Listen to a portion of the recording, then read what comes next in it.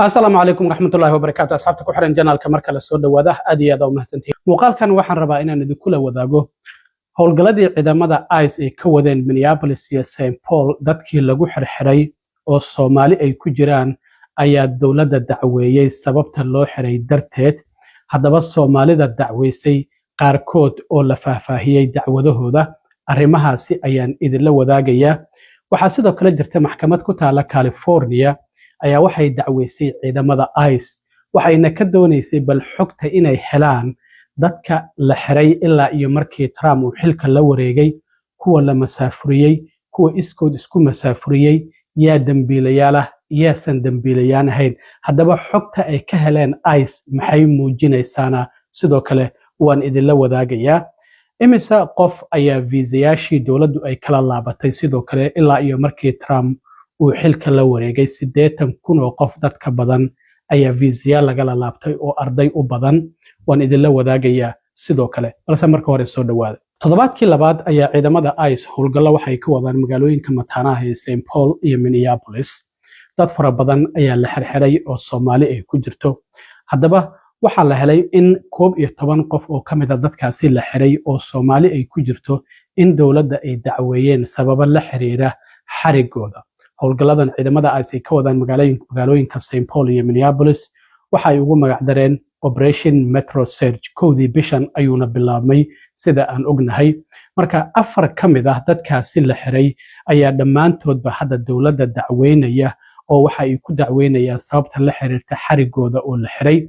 waxa laga carabaabay wiilkan Soomaaliga oo la yiraahdo Abdul Daahir Ibrahim waxa uu kamid yahay dadka dawladda dacweynaya oo qareenkiisu uu dacwad ka gudbiyay waxaana wasaaradda amniga gudaha ee DHS ay sheegtay in garsoore uu amar ku bixiyay in wadanka laga masaafuriyo Abdul 20 sano ka hor kadib markii lagu helay dambi ah inuu wadanka Canada ka soo galay oo asylumkiisa ama magangalyadiisa uu been ka sheegay ceyrina sidoo kale uu si sharci darro ah ku qaatay sida wasaaradda amniga gudaha ay sheegtay haddaba qoraalkan ayaa wasaaradda amniga gudaha barta X ay ku leedahay 3 maalmood ka hor wasaaradda amniga gudaha ay soo dhigtay iyadoo muujinaysa xariga Abdul oo la xirayo Minneapolisna si weyn looga yaqaano waxaana wasaaradda amniga gudaha ay ku soo qortay waxa aan xirnay nin dambiilaha oo sharci darro ah magaciisana waxay ku sheegeen Abdul Daahir Ibrahim waxaana lala xiriirinaya yiraahdeen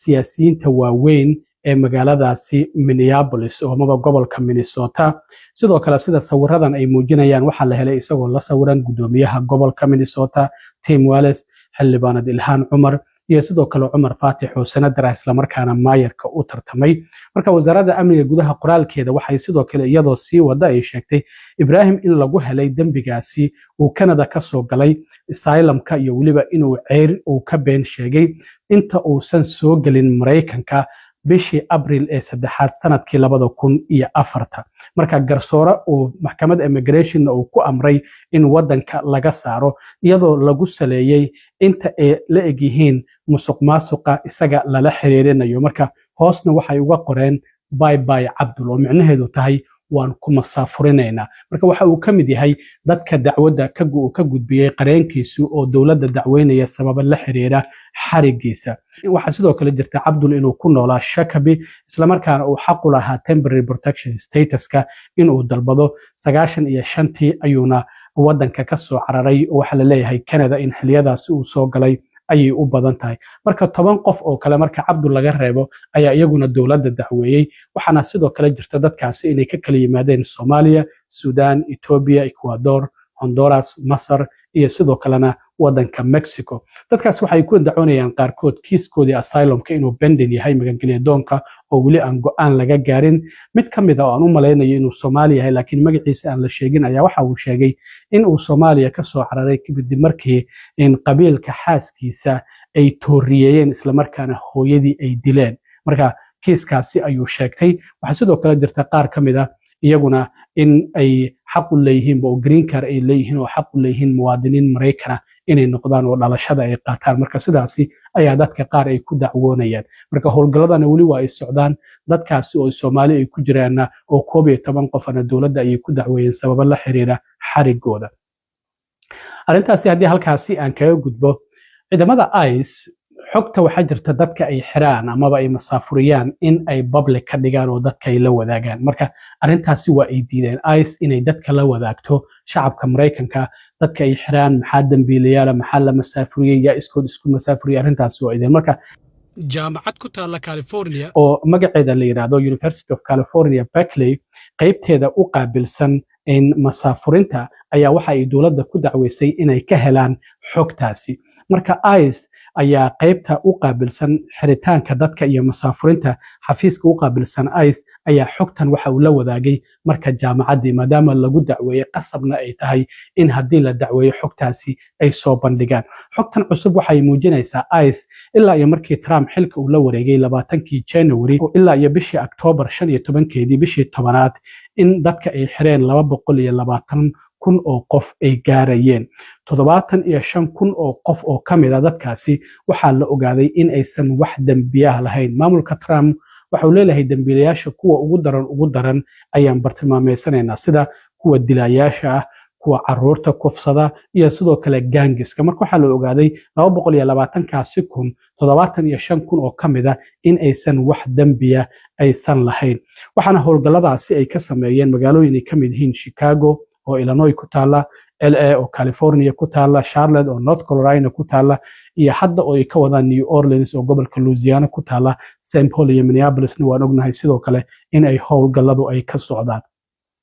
marka waxa la leeyahay ilaa iyo 20kii January isku celcelis ahaan maalin kasta dadka ay soo xareeyeen 824 qof ayay ahayd sida xogtu ay muujinayso xilligii Biden sanadkii 2024 maalin kasta dadka la soo xareeyay 312 qof ayay ahaayeen marka waxa la leeyahay 60% dadkaasi la soo xiray oo ICE ay soo xireen da'doodu waxay u dhaxaysaa 25 ilaa iyo 45 xogta ICE ay soo gudbisay marka waxaan ku cadayn tirada dadka ay masaafuriyeen kuma cadda laakiin waxyaabaha ku cad waxa kamid ah in 22959 qof ay iyagu iskood wadanka ay isaga masaafuriyeen wasiirka amniga gudaha talaadadii hore markii golaha wasiiradu ay shirayeen waxa ay madaxweynaha ay u sheegtay in 2 milyan oo qof wadanka ay si mutadawacnimo ah ay isaga masaafuriyeen laakiin xogtan ICE hadda ay la wadaagtay jaamacaddan waxay muujinaysaa 22959 qof in iyagu iskood ay wadanka isaga masaafuriyeen hadda wax xogtu waxay muujinaysaa sidoo kale xabsiyada ICE ay maamusho in ay ku jiraan ilaa iyo 65 kun oo qof guud ahaan wadanka Mareykanka xabsiyada ICE ay gacanta ku hayso 65 kun oo qof ayaa ku xiran marka sidaasi ayay xogtu muujinaysaa laakiin waxa aan ku cadayn tirada ilaa iyo hadda markii Trump xilka uu la wareegay ay dawladdu masaafurisay laakiin waxa muuqata in wasiirka amniga gudaha sidoo kale been ay ka sheegayso dadka sida mutadawacnimada iyaguna wadanka isaga masaafuriye oo 2 milyan ka badan ay ku sheegtay laakiin hadda 22 kun oo kaliya ay xogtan ay muujinayso dhinaca kale dawladdu waxay sidoo kale waday masaafurinta amaba inay kala laabato viisayaasha dadka iyaguna wadanka visa ku yimid oo ku joogay ilaa hadda waxa wasaaradda arrimaha dibadda ay xaqiijisay shalay maalimada Isniinta 85 kun oo qof in viisayaashoodii waliba noocyo kala duwan ah lagala laabtay waxaana kamid ah 8 kun oo ardayda ajnabiga ah waxbarashada u soo doonata Mareykanka in ay ku jiraan marka waxa la leeyahay dadkaasi sababaha loogala laabtay waxa kamid ah qaarkood iyagoo cabsan oo gaari wadaya in la arkay qaarkood gacan qaad ay geysteen oo assault ay geysteen intooda badan xatooye ay sameeyeen dadka viisayaasha lagala laabtay bishii August waxaan ognahay in wasaaradda arrimaha dibadda Mareykanka ay sheegtay inay hirgelinayso in ay baaritaan joogto ah ku samayso 55 milyan oo qof oo ajnabi ah oo wadanka viisayaal sharci ah ku jooga Mareykanka sidoo kale waxaa jirta in ardada inta badan la masaafurinayay ardadaasina waxay ahayd sababta loo masaafurinayay in ay mudaharaadyo ku taageerayaan Gaza ay jaamacadaha ay ka sameeyeen oo lagu eedeeyay inay yahuud nacayb isla markaana argagixiso ay taageerayaan sidoo kale dilkii ninkii cunsuriga ee cadaanka Charlie Kirk markii la dilay bishii September dad fara badan oo iyagu u dabaaldegay dilkiisa ay dawladdu waxay bilowday sidoo kale in viisayaasha ay kala laabato marka wasaaradda arrimaha dibadda waxay leedahay ilaa iyo 85 kun oo qof ayaa viisayaashii lagala laabtay isla markaana wadanka la yiri isaga bax sida muuqanayso oo arday u badan ajnabi ah oo wadanka wax ka baranaysa marka arrimahaasi ayaan rabay inaan idila socodsiiyo aad iyo aad u mahadsantahay